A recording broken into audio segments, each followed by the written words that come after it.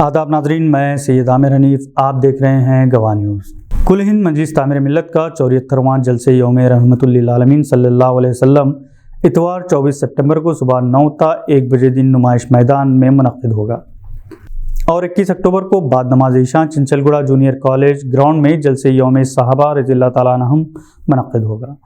इन दोनों जलसों से जो हैदराबाद में जश्न मिलादुन नबी सल्लल्लाहु अलैहि वसल्लम की रिवायत के लाजमी जुज़ रहे हैं, मुल्क के मुमताज़ उलमाए कराम खिताबत की सादात हासिल करेंगे।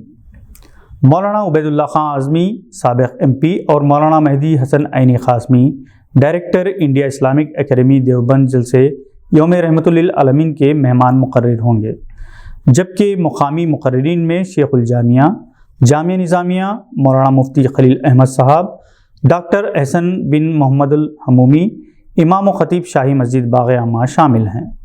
ये ऐलान मीडिया प्लस ऑडिटोरियम में एक प्रेस कॉन्फ्रेंस से खिताब करते हुए सदर नशीन इस्तक़बालिया कमेटी जलसे रहमतुल लिल आलमीन डॉक्टर अब्दुल क़दीर और सदर तामीर मिल्लत जनाब ज़ियाउद्दीन नैयर ने बताई।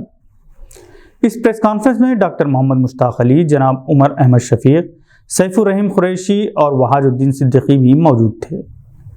जनाब ज़ियाउद्दीन नैयर ने कहा कि हर साल तामीर मिल्लत का जलसा रहमतुल लिल आलमीन सल्लल्लाहु अलैहि वसल्लम 12 रबीउल अव्वल को मुनक्किद होता है। इस मरतबा चूँकि उसी दिन गणेश जुलूस निकाला जा रहा है, किसी भी किस्म के नाखुशगवार वाक़े को रोकने, अमन व अमान की बरकरारी की गर्ज से ये जलसा 28 सितंबर के बजाय 24 सितंबर को मुनक्किद होगा।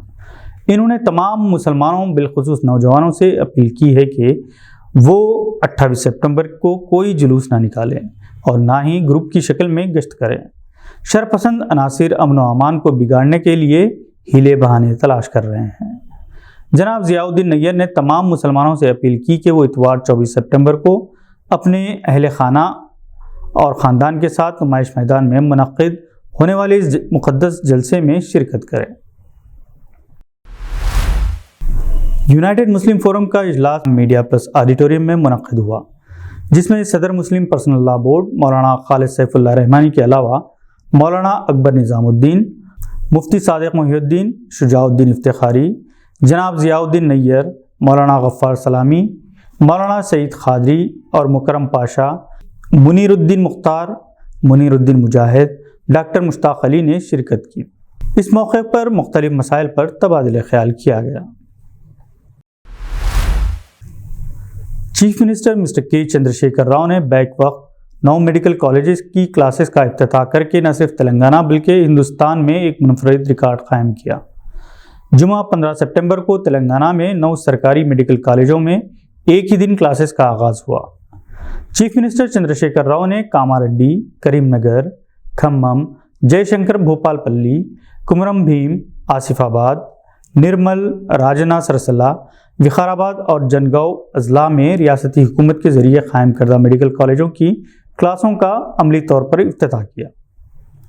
वज़ीर सेहत हरीश राव, हुकूमत के प्रिंसिपल सेक्रेटरी शांति कुमारी के साथ कई MLAs, MPs, MLC और महकमा सेहत के अफसरान ने इस प्रोग्राम में शिरकत की।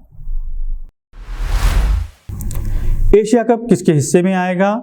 मौजूदा चैंपियन श्रीलंका के, जो इस वक्त मेज़बान भी हैं, या फिर 7 मरतबा की चैंपियन हिंदुस्तान के हिस्से में? 17 सितंबर को अगर बारिश ना हो तो मुकाबला दिलचस्प हो सकता है। 14 सितंबर को पाकिस्तान की श्रीलंका के खिलाफ दिलचस्प और सनसनीखेज मैच में शिकस्त के बाद श्रीलंका हिंदुस्तान फाइनल मैच में दिलचस्पी बढ़ गई है। श्रीलंका की टीम को मुकामी शायकीन की हिमायत हासिल रहेगी, जबकि हिंदुस्तानी टीम के चाहने वालों की भी कमी नहीं है। अभी तक हिंदुस्तान ने 7 मरतबा और श्रीलंका ने 6 मरतबा एशिया कप जीता। जारी टूर्नामेंट में हिंदुस्तान ने अपनी ख़राब बैटिंग के बावजूद श्रीलंका को कम स्कोरिंग के मैच में हराया था, जबकि श्रीलंका ने पाकिस्तान को शिकस्त दी। पाकिस्तान की ये भी एक बदतरीन शिकस्त थी, जिसमें अहम खिलाड़ी कोई कारनामा अंजाम न दे सके। हालांकि टीम में 5 तब्दीलियां भी की गई थी। आज के लिए बस इतना ही। नई खबरों के साथ फिर होगी मुलाकात। आप हमारे चैनल पर नए हैं तो बेल आइकॉन दबाते हुए सब्सक्राइब करना ना भूलें। शुक्रिया।